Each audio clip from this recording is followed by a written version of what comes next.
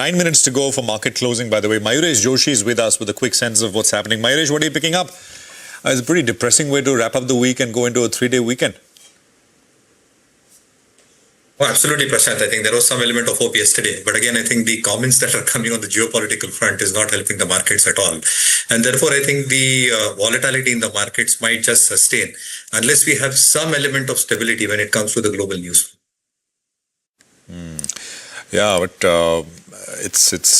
but it's not as if there's been any fresh negative, right? But the market continues to collapse, Mayuresh. That's the other point.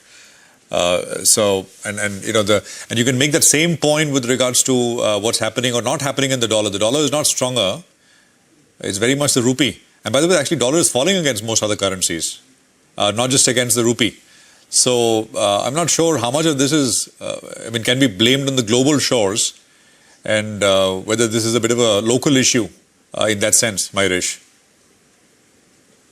No, again, I think a lot of emerging economies are feeling the brunt in terms of how the currencies are behaving at this juncture.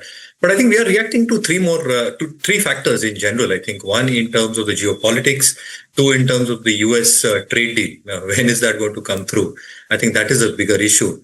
And some news related to the Adani group that is now again sprung up, which has again created some element of surprise for the markets. So I think a combination of these news, specifically the first one, is creating that impact. But that can get compensated. The EU trade deal, which is expected to happen, if that comes through, I think that is going to be a huge positive.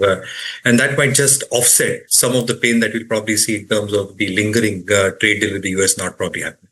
All right. Mayuresh, the good news is for the next 3 days, there's not going to be any FI selling. But I'll tell you what, this market is providing select opportunities. Good results actually are being appreciated.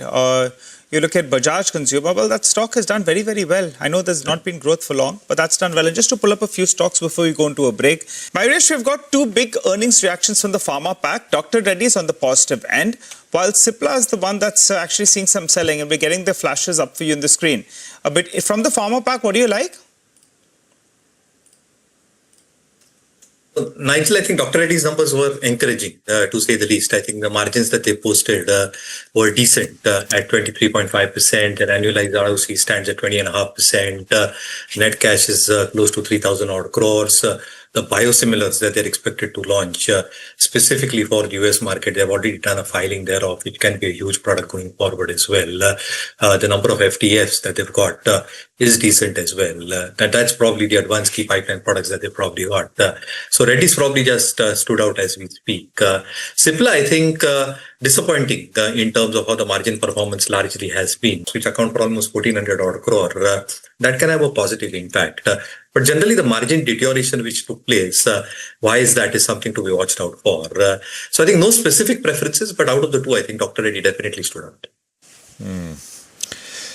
At the end of, as we wrap up, Amit Jeswani was with us and he was saying that even on a day, I was asking him whether, he was saying this is the last phase, right, in terms of pain, and we'll see.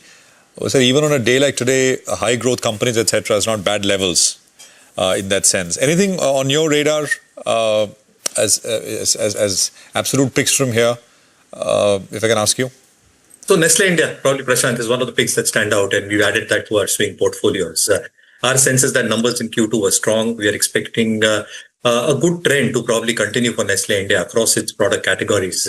Input costs have largely remained benign, and therefore both gross and EBITDA margins should have significant signs of stability as we head into Q3 and even Q4. So I think Nestle India probably remains one of our bets that we've recently added in the swing portfolios.